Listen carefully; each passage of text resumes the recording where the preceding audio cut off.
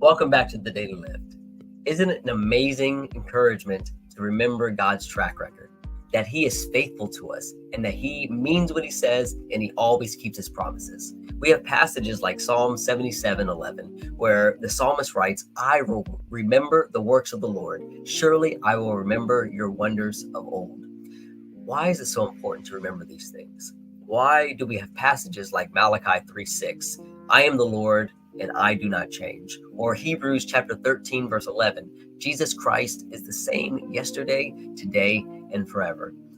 Why can Christians draw so much encouragement and so much strength from passages like this? Well, they carry certain implications. First off, the same God that we serve today is the God that parted the Red Seas and destroyed the Egyptian army from the face of Moses.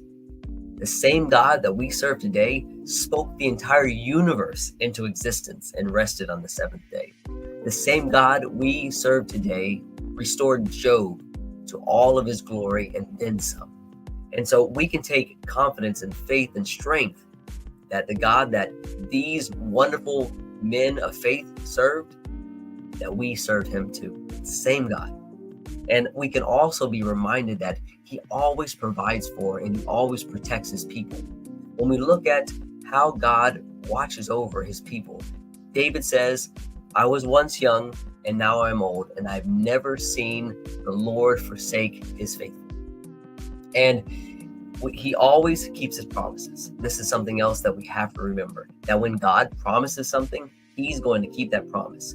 He promised that He was going to make a way of restoration for us to Him.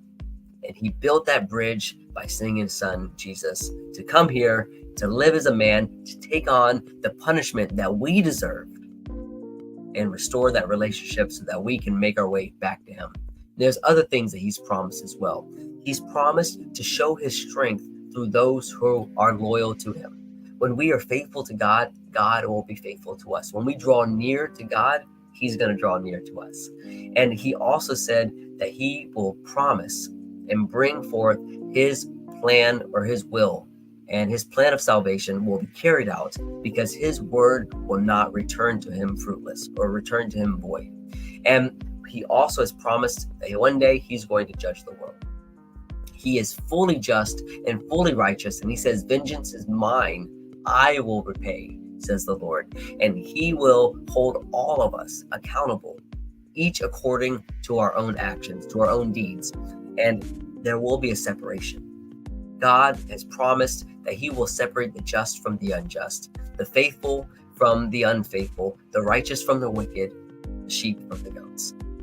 And so this has already been determined.